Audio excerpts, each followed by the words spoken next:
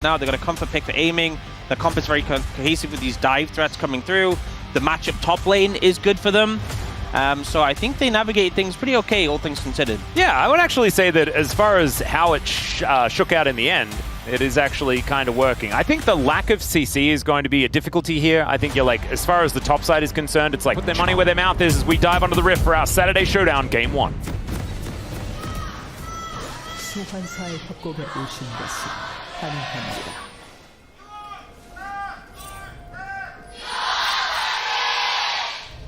Okay, now that we're deafened by the T1 roar, let us dive into game number 1, and I have got a very important thing to talk about first. Oh.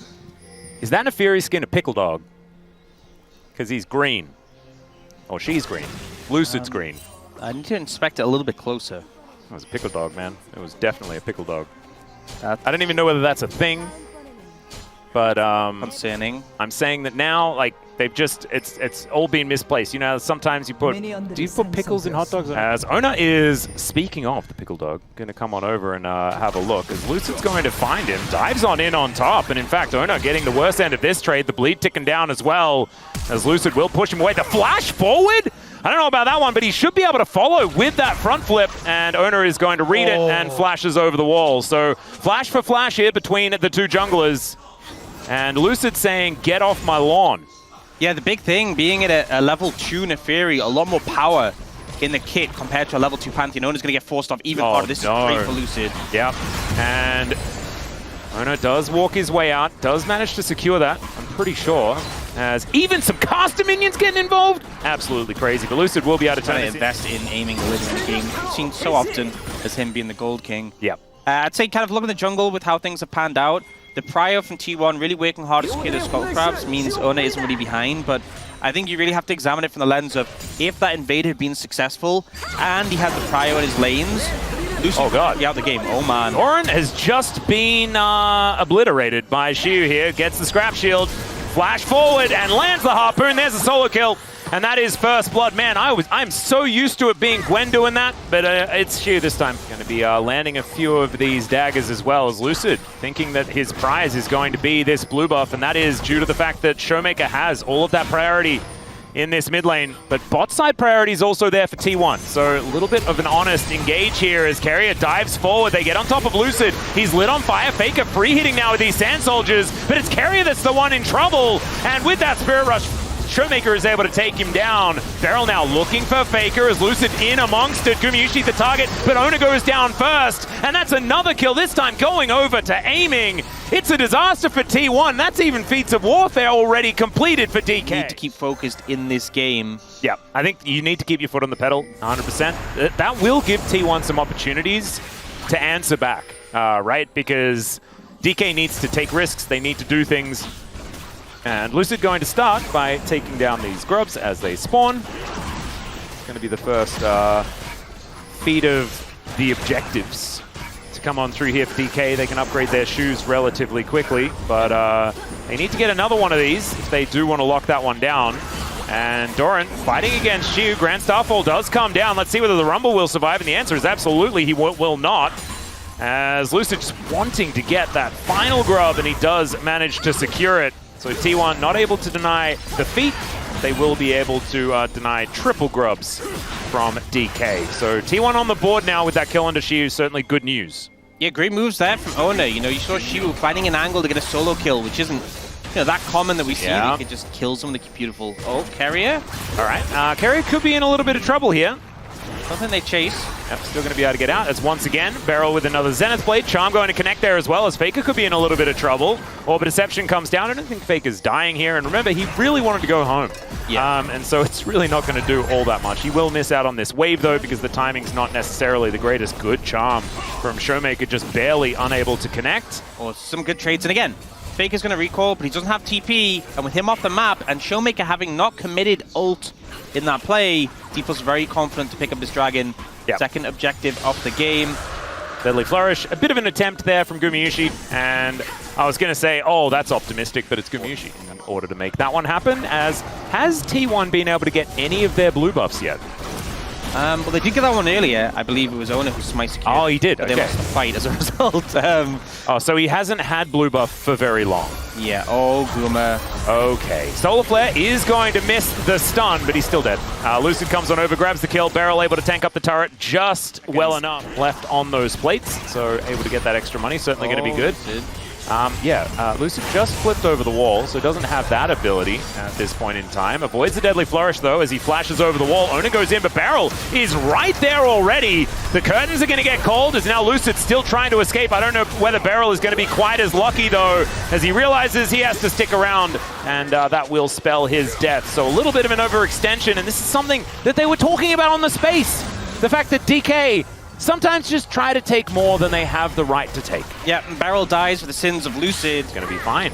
And things have slowed down here a little bit. As I say that, they speed back up again. Beryl getting engaged on here. Good crash down as he's just looking to try and escape. And maybe this is why the flash was left off cooldown, as Lucid really wanted to secure his Raptors. He does do so. And T1, they just get a flash out of Leona. And we'll move over now towards this dragon. A lot of vision available here. Showmaker on that top side of the map with teleport in hand. Doran going back home now. And Lucid well aware of what's going on here, but I just don't know whether DK is going to have a way in. As I say that, Lucid just blast cones his way into the pit, and Ona is going to be able to stun him. The front flip gets him over, but that means the dragon definitely goes into the hands of T1. Equalizer goes down, not really doing too much. So an evening out of the Drakes. Another Earth, Wind, and Fire. We had one yesterday, and we have another one here today. Brilliant. You love to see it. It's like both teams doing a lot of poking and prodding, trying to find little advantages and translate them into more. And that chunk onto Beryl and the flash being burnt was pretty big. Allowed T1 to get the dragon, but then DPLUS kind of force them away so they can at least get the Herald as a consolation prize. And the mid tower, thanks to the pressure Showmaker had earlier on, is low enough where Herald with a bit of damage would be able to take it down. Yeah. It's a big one. Now Faker actually able to put on a lot of pressure here towards his bottom side, but Showmaker is going to answer that. Spidey sense is tingling there as Faker is going to be able to back away.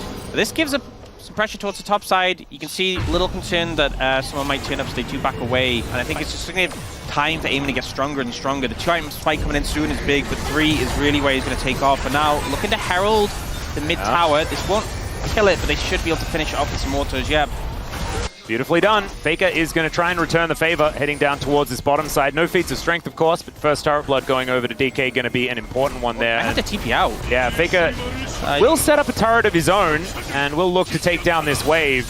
And I think maybe he's just dead. He's lost the ability to do the old... nice. Okay, even gets better. over the wall. That's very cute. Malignant's on the floor, and they just have to back away. It was slick from Lucid to dodge on the divide, but Faker is slicker. Manages to outplay that one. And I think DK were just really scared that the cavalry was coming in. They've ganked Faker too many times to know that if you don't insta-kill him, it could really be a bad time. And she was on top of a ward here as well, so T1 no. And Solar Flare going to connect onto Ona. Zenith Blade to try and chain this CC, but the Magnet Storm is good from Carrier. Untargetable is Lucid, but he has to use everything to try and get out, and it does not work. Oh dear, sometimes Zenith played in and it is just not the right call, as now the Otacon going to get taken and T1 really getting out to a fantastic lead off the back of just Faker's phenomenal moves in the bottom lane and an overextension again from DK. It's a very weird play for DPLUS to go for in that situation. You know, Showmaker's TP wasn't quite available.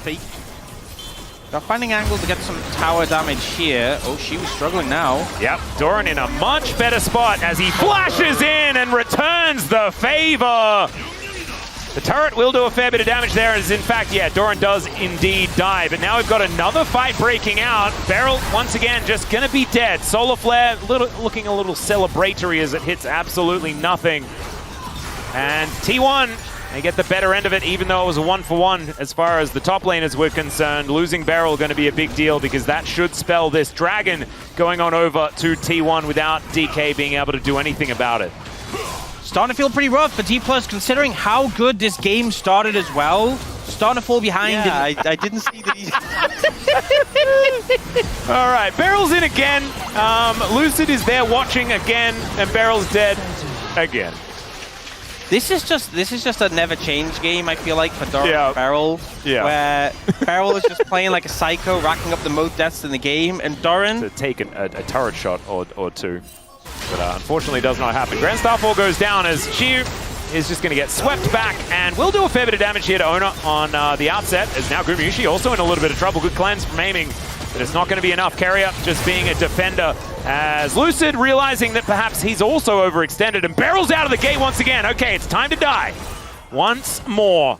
Oh, as look at the these flank health from bars, Showmaker. yeah, these health bars are so incredibly low.